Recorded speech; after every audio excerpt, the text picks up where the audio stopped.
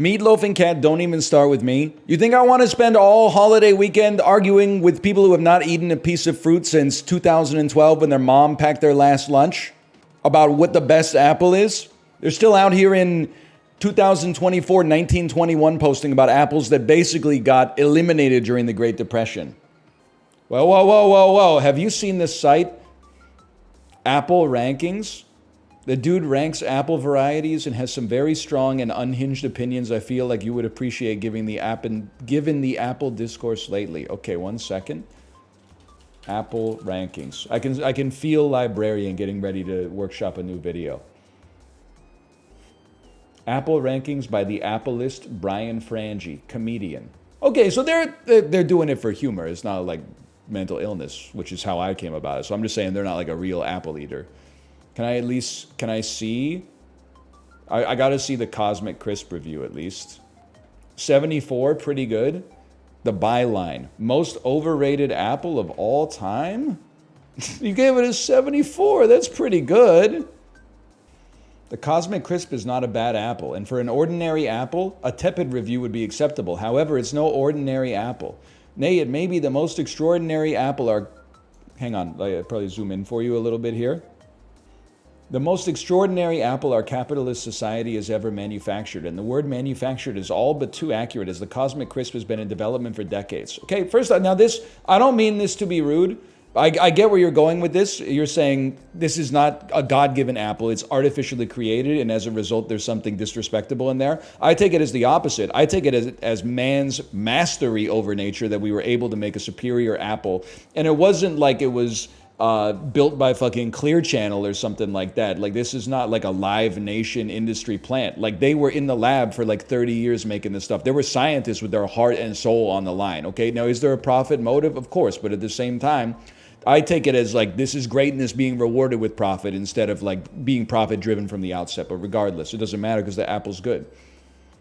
The result, a beautiful looking apple worthy of a Wes Anderson prop that could not live up to the lofty expectations set before it. With above average crunch but below average sweetness, the apple screams mediocrity. And as for that drop dead gorgeous exterior, the debt is paid with a thicker than expected skin that lingers like the disappointment of Apple fans everywhere. I listen, a 74 is not that bad. I'm inclined to disagree with you. I think it's a perfectly sweet apple to begin with. And also, I feel like your review, honestly, it smacks of putting the apple cart before the apple horse. So 2 sentences about the actual flavor of the apple and a video essay length screed at the start about an anti-science tirade, I might say, about disrespecting the origin story. But, you gave it a 74, so no disrespect. I think that, like you said, that it was not that tasty, and there it is looking pretty tasty to me. The skin, I don't know.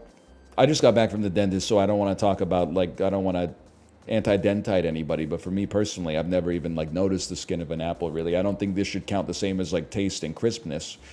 It is beautiful, sure. That it cost availability, I guess it's a little bit on the expensive side.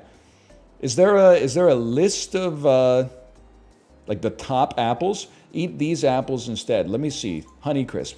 Can't help but notice, by the way, that Honeycrisp, which was also developed in a laboratory by a university lab, doesn't get the same kind of virtue signaling about being, this is an anti-capitalist apple. Apparently the Honeycrisp is a revolutionary apple, in spite of the fact that the only difference is one of them was made in Washington State University and this one was made at the University of Minnesota. How come this one's not soulless, but the Cosmic Crisp is soulless? Fuck you, Google Chat. All right, the Honeycrisp is a perfectly fine apple, okay? I'm not disrespecting the Honeycrisp. They didn't even really disrespect the Cosmic Crisp because it was more like they're mad at its origin story than they are at the apple itself. And as a result, I can't be mad at them because that's personal for them. That's their own thing. What about Granny Smith? If I go back and Granny Smith is not in the 30s or lower, I'm going to be very upset. If this has a byline or something that's like old standby, I'm gonna shit my pants. Granny Smith apple. Okay, here we go. Here we go. 57, barely worth it. The original sour apple. Okay, you know what? Maybe this reviewer's onto something. How sad is it so many unfortunate souls still cling to the stray bits of personality they gleaned from proudly declaring themselves a Granny Smith fan when they were mere tots. It's the dawn of a new age in Applelandia, and Granny Smith is long dead. It's time to bury her apple along with her. All right, you know what? That's what I've been saying. You won me back. You won me back. I agree with you. The Granny Smith, the era of the Granny Smith is over, okay? Sweet Tango is number one. I'm just going to be honest, I don't think we have those yet. I've never seen, we got to wait for the Takis Fuego first. There were only 2 bags of Cosmic Crisp at the grocery store, no one buying them. Meanwhile, there's 20 bags of Granny Smith. I think that you have